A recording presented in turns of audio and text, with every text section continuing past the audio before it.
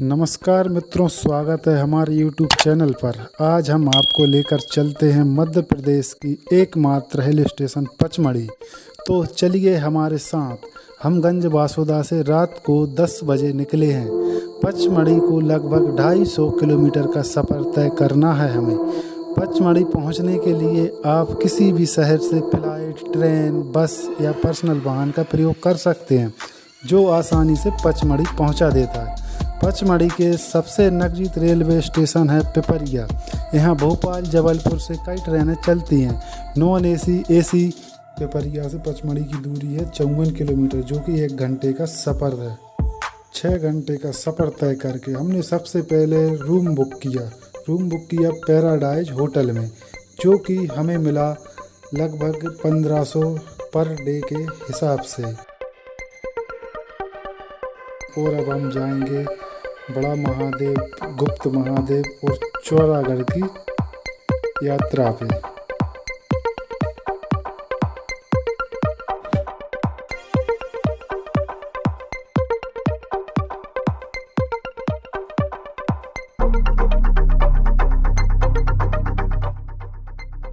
मित्रों, सबरे गनी मुनी आ चुके हैं, हमारी गाड़ी में बैठ गए हैं और अब हम जा रहे हैं बड़ा महादेव मार्ग। जो भी रास्ते में व्यू पॉइंट पड़ेंगे आपको सब बताएंगे, ठीक है। तो ये अर्जुन भाई, ये आकाश भाई, ये नीतेश, ये अपने विशाल भाई, और ये पीछे देख लीजिएगा कहाँ गए अपने मन्नू डॉन, वे डटे हैं। चलो ठीक है, तो भाई वहीं पे मिलते हैं।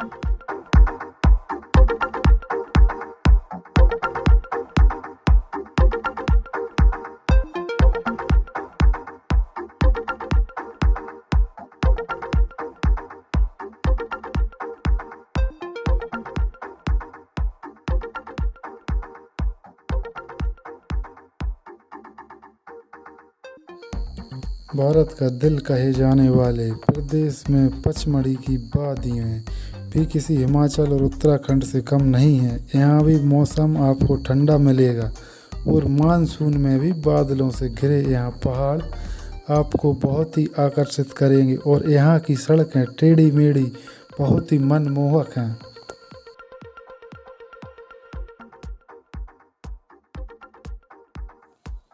दस किलोमीटर घुमावदार सड़कें और टेढ़े मेढ़ी रोड। अब हम पहुंचे हैं बड़ा महादेव मंदिर। यहाँ से बड़ा महादेव मंदिर 100 मीटर दूरी पे है। चलिए हम आपको ले चलते हैं।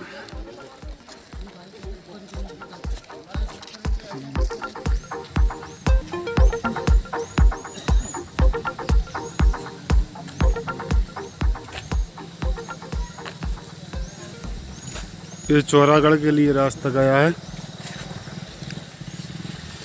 फाइनली हम आ पहुँचे हैं महादेव, बड़े महादेव मंदिर।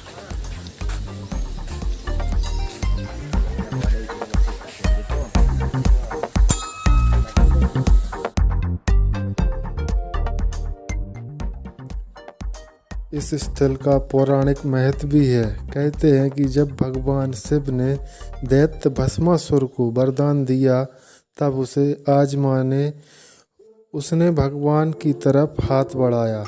उससे बचने के लिए शिव जी ने जिन कंदराओं की शरण ली थी, उसमें पचमढ़ी भी शामिल थी। इसी स्थान पर बड़ा महादेव मंदिर स्थापित हुआ।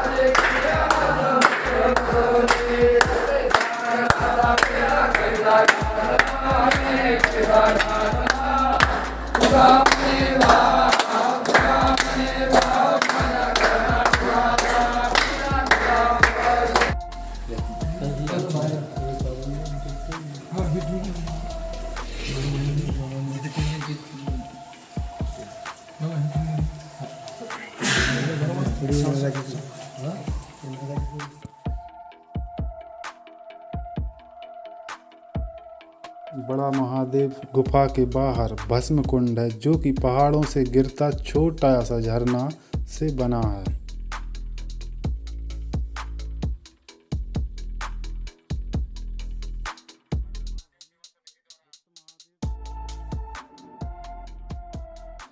अब हम पहुंचे हैं गुप्त महादेव।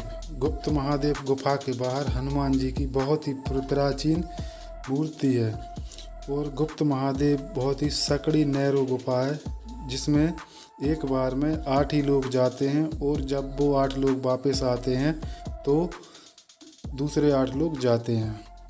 भोलेनाथ भी भस्मासुर के डर से कहाँ कहाँ छुप कर बैठे थे।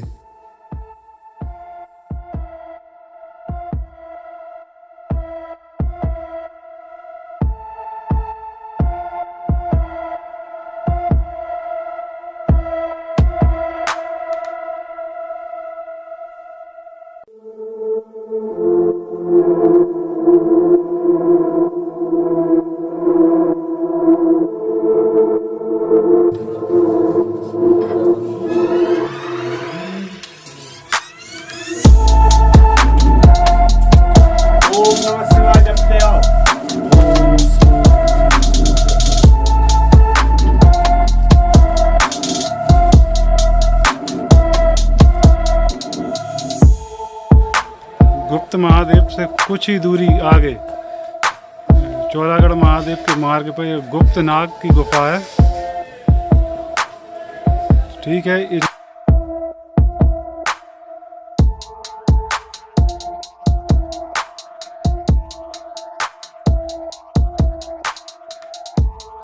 अब हम निकले हैं चौरागढ़ की यात्रा पर। यहाँ से लगभग 3.5 किलोमीटर का रास्ता तय करना है हमें और ऊबड़ खाबड़ रास्तों से जाते हुए एकदम से खड़ी चढ़ाई चढ़ना है और रास्तों में बहुत ही कठिनाइयाँ पड़ेंगी आगे हमको।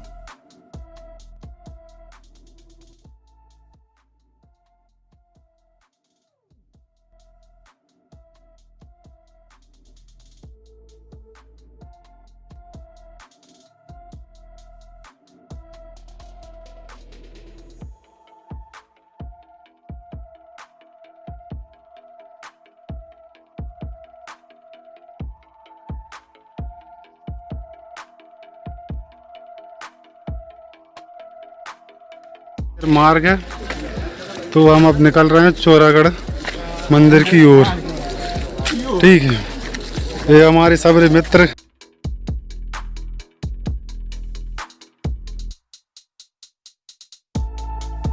अभी हम पहाड़ी उतर के नीचे आए थे, लेकिन अब चढ़ाई शुरू। आप देख लीजिए पहली पहाड़ी चौरागढ़ मंदिर मार्ग, यहाँ से चौरागढ़ मंदिर की चढ़ाई शुरू।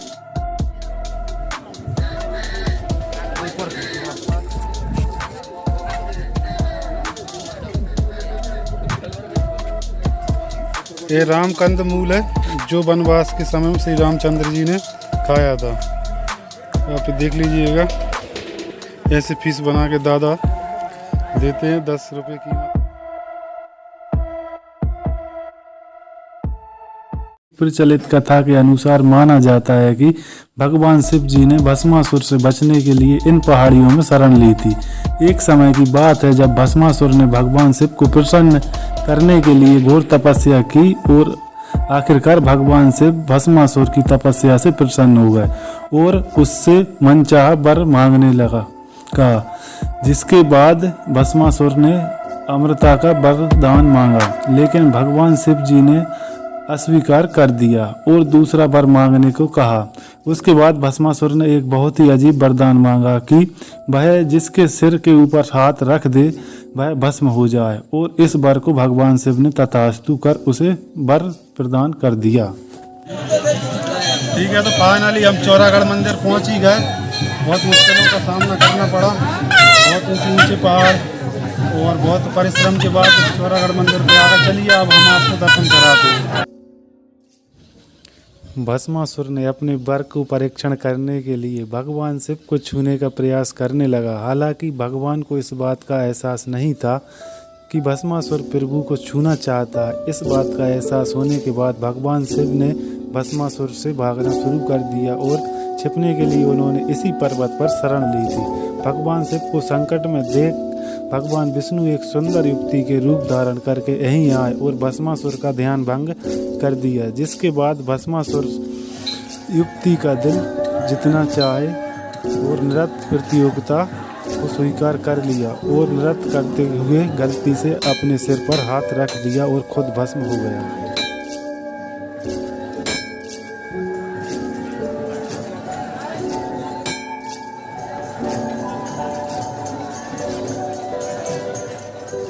ऐसा भी कहा जाता है कि चौरागढ़ महादेव के यहाँ जिस भक्त की मन्नत पूरी होती है वह त्रिशूल चढ़ाकर जाता है। ये लाखों की संख्या में त्रिशूल होंगे जो कि भक्तों ने चढ़ाए हैं।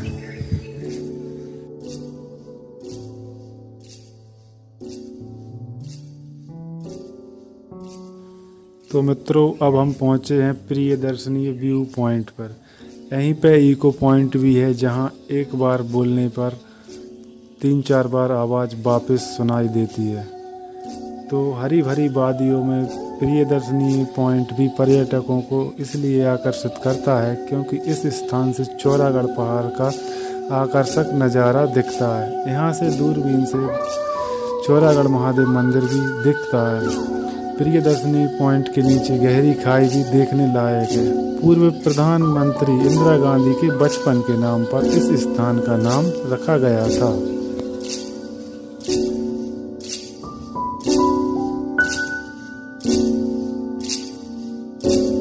तो मित्रों, हम पहुंचे हैं हांडी को। यहाँ पर आपको हॉर्स राइडिंग करने को भी मिलती है। कोई पचमढ़ी आए और हांडी को नहीं आए, ऐसा संभव नहीं है।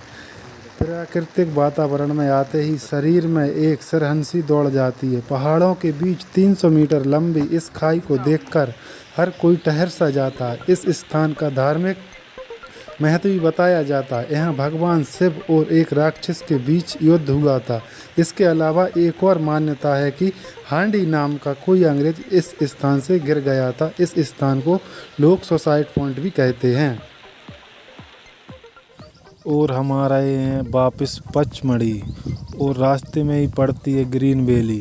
ग्रीन वैली का नज़ारा कुछ इस प्रकार है। बारिश बहुत तेज़ हो रही है और आगे की पचमढ़ी हम घुमाएंगे नेक्स्ट वीडियो में। वीडियो देखने के लिए धन्यवाद।